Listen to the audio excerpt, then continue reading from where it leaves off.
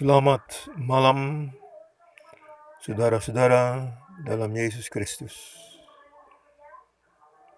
Pada malam hari ini, sebelum kita beristirahat, kita membuka Alkitab kita mengambil nas sebagai sapaan malam dari Mazmur 107 ayat yang ke-43. Sebelum kita membacanya, mari kita satu dalam doa,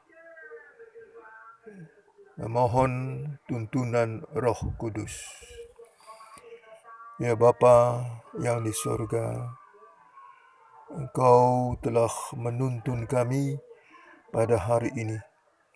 Kau telah memberikan kesempatan dan pengalaman bagi kami, bagaimana hidup dekat denganmu.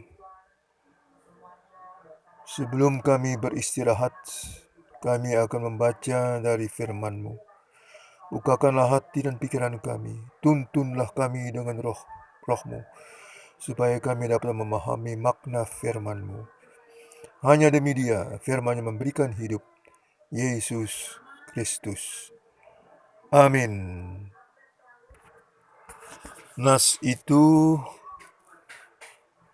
pada ayat 43 berbunyi, siapa yang mempunyai hikmat, biarlah ia berpegang pada semuanya ini dan memperhatikan segala kemurahan Tuhan.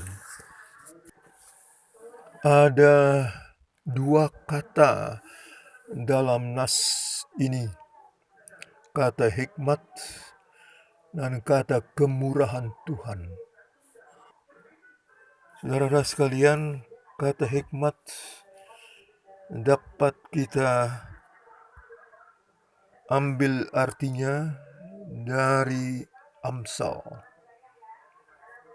Antara lain, di mana dikatakan pada awal mula hikmat itu sudah ada sebagai permulaan pekerjaan Tuhan. Amsal 8 ayat 22. Juga dikatakan bahwa hikmat itu lebih berharga daripada permata. Lalu ada juga kata-kata di mana dikatakan bahwa permulaan hikmat adalah takut akan Tuhan. Kita baca umpamanya dari Amsal 9 ayat yang ke-10. Jadi pada masa perjanjian lama, hikmat itu mempunyai arti yang dalam, bahwa itu sudah ada jauh sebelum segala sesuatu ada. Dia ada pada Tuhan. Kalau kita membaca Yohanes 1,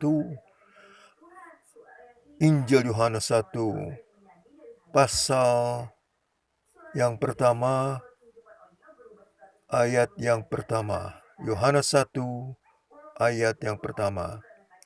Pada mulanya adalah firman. Firman itu bersama-sama dengan Allah.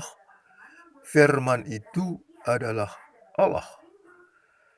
Jadi awal mula sekali adalah firman. Siapa firman itu? Pada ayat 14 disebut anak tunggal Bapa, yakni Yesus Kristus. Itulah pegangan kita dalam kehidupan sehari-hari, dalam menghadapi begitu banyak tantangan, begitu banyak kesulitan dan problema. Namun, siapa yang berhikmat akan memperoleh kemurahan Tuhan. Kemurahan Tuhan itu sama dengan di dalam nas kasih setia, bahwa Dia setia menyatakan kasih-Nya kepada orang yang dipilihnya. Ia bisa saja menghadapi berbagai hal yang berat, berbagai hal yang dahsyat, seperti yang dinyatakan pada pasal 107 kitab Mazmur ini, baik di darat maupun di laut. Lalu pada saat-saat yang kritis, itulah suatu pengalaman di mana Tuhan menyatakan dirinya, mendengarkan seruan umatnya. Dan oleh sebab itu, biarlah orang yang mempunyai hikmat, yang menyandarkan diri Tuhan, mengalami penyelamatan yang Ia karuniakan. Biarlah mereka bersyukur kepada Tuhan karena kasih setia Tuhan dan karena perbuatan-perbuatan yang ajaib. Perbuatan-perbuatan yang ajaib itu perlu digarisbawahi, yang luar biasa yang Tuhan lakukan di dalam menyelamatkan, di dalam menebus orang-orang yang telah dipilihnya, orang-orang yang telah percaya padanya. Kenyataan itu dapat dilihat bila kita membaca kitab Keluaran, di mana Musa menjadi pemeran untuk membawa umat Tuhan keluar dari tanah perbudakan masuk ke tanah perjanjian. Hal-hal yang luar biasa, yang ajaib, ialah menyeberang Laut Teberau tanpa ada kesulitan, tanpa ada bahaya. Menyeberang Sungai Yordan juga mereka dengan leluasa dapat menyeberang. Itulah keajaiban-keajaiban yang Tuhan nyatakan. Dan di dalam era perjanjian baru, Dia nyatakan dalam kedatangan Yesus Kristus ke tengah-tengah umat manusia. Yang luar biasa, karena lazimnya orang beranggapan ketika orang itu mati, habislah segala karya dan keajaiban-keajaiban yang menyangkut dirinya. Tetapi justru dalam kematian, dan lebih lagi, maka Ia menyatakan bahwa Dia menguasai alam semesta. Dia mengatasi segala keterbatasan manusia seperti maut. Itulah Yesus Kristus. Dan semuanya ini menyangkut seluruh alam semesta. Seperti kesaksian tentang diri itu menyangkut sampai ujung-ujung bumi.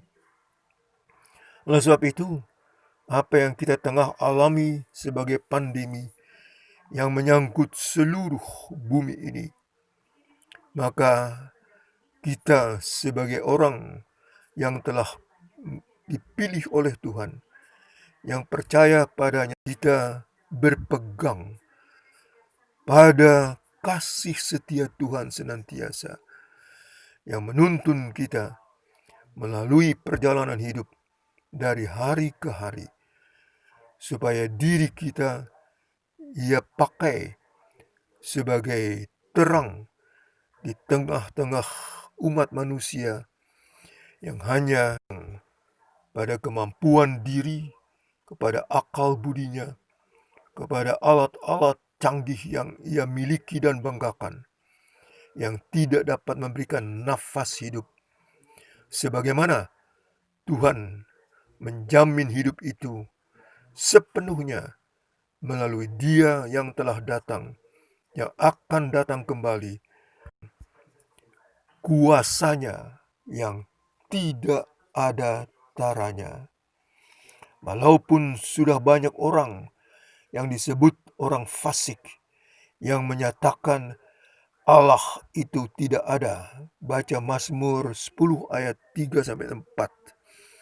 Tetapi ia benar-benar ada. Dalam Keluaran 3 ayat 14 dikatakan, Aku adalah aku. Aku itu ada. Ia telah menyatakan dirinya sepenuhnya menyertai kita dalam keadaan apapun. Kiranya kita berpegang penuh pada kenyataan ini dalam diri Dia yang sudah datang dan akan datang kembali. Amin. Mari kita satu dalam doa. Ya Bapa yang di surga, kami bersyukur atas nas yang bersama-sama boleh kita baca dan renungkan untuk seluruh jajaran GPIB. Kiranya ya Tuhan, Engkau senantiasa memberikan kepada kami kemampuan untuk menyatakan kesaksian-kesaksian, pengalaman-pengalaman bersama-sama dengan diri-Mu dalam menghadapi berbagai kesulitan, berbagai tantangan, berbagai ancaman, karena hidup kami hanya tergantung pada diri-Mu ya Tuhan. Kiranya ya Tuhan, Engkaulah yang memberkati apa yang boleh kami kerjakan pada hari ini. Kiranya Engkau memberkati rencana-rencana dan karya-karya yang akan datang yang boleh kami lakukan pribadi entah bersama-sama. Kiranya apa yang kami buat menjadi terang di tengah-tengah kegalauan yang dialami manusia, kekhawatiran tentang masa depan, dan juga yang tidak mempunyai pegangan hidup. Kiranya Engkaulah yang menuntun kami untuk membawa terang di tengah-tengah kegelapan hati nurani manusia. Kiranya Engkau menyertai semua mereka yang dalam keadaan sakit. Dalam kemurahan-Mu, kiranya Engkau memberikan kesembuhan. Kiranya Engkau memberikan penghiburan kepada mereka yang tinggalkan berduka cita. Kiranya Engkaulah ya Tuhan memberikan kekuatan iman pada mereka yang bersyukur atas ulang tahun mereka, baik pribadi maupun pernikahan mereka. Kiranya Engkaulah yang memperkokoh iman tengah-tengah keberhasilan dalam menjalankan tugas yang tengah dilakukan. Ya Tuhan, kiranya Engkaulah yang memberikan hikmat kebijaksanaan pada pemimpin-pemimpin bangsa, supaya mereka dapat menjalankan tugas-tugas kenegaraan dari yang tertinggi sampai yang terendah, membawa ketenangan, kedamaian, membawa keadilan, membawa kebahagiaan bersama.